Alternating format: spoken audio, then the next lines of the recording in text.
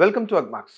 తెలంగాణ రాష్ట్రంలో రైతులు సాగును లాభసాటిగా చేసుకునేందుకు ప్రభుత్వం వ్యవసాయ యాంత్రీకరణ పథకాన్ని వేగంగా అమలు చేస్తోంది. సాగు పనుల్లో కూలీల కొరత, పెరుగుతున్న ఖర్చులను దృష్టిలో పెట్టుకొని ఆధునిక వ్యవసాయ పరికరాలను భారీ సబ్సిడీలతో అందిస్తోంది. దీనివల్ల తక్కువ సమయంలో ఎక్కువ విస్తీర్ణంలో పనులు పూర్తయ్యేలా అవుతుండటంతో పాటు ఖర్చులు కూడా తగ్గుతాయి. ఈ క్రమంలో మహబూబ్ నగర్ జిల్లా కొల్లాపూర్ మండలంలోని అర్హులైన రైతులకు మండల వ్యవసాయ శాఖ ద్వారా రాయితీపై వ్యవసాయ పరికరాలను పంపిణీ చేయనున్నారు. ఈ విడతలో ప్రభుత్వం ముఖ్యంగా రోటోవేటర్లు, స్ప్రేయర్లు సబ్సిడీపై ప్రకటించింది. పొలం దున్నేందుకు ఉపయోగపడే రోటోవేటర్ పై గరిష్టంగా 50,000 రూపాయల వరకు, అంటే దాదాపుగా 50% సబ్సిడీ లభిస్తుంది. దీనివల్ల పొలం త్వరగా సిద్ధమవడం, ఇంధన ఖర్చు తగ్గడం, కూలీలపై ఆధారపడాల్సిన అవసరం తగ్గుతుంది. అలాగే పురుగులు, తెగుళ్లు నివారణకు ఉపయోగించే హోండా కంపెనీ స్ప్రేయర్లపై 10,000 వరకు సబ్సిడీ అందనుంది. ఈ పథకం పొందాలంటే రైతుకు కనీసం 1 ఎకరం సాగు భూమి ఉండాలి. రోటోవేటర్ కు దరఖాస్తు చేసే రైతుకు సొంత ట్రాక్టర్ ఉండాలి. ట్రాక్టర్ ఆర్సీ రైతు పేరు మీద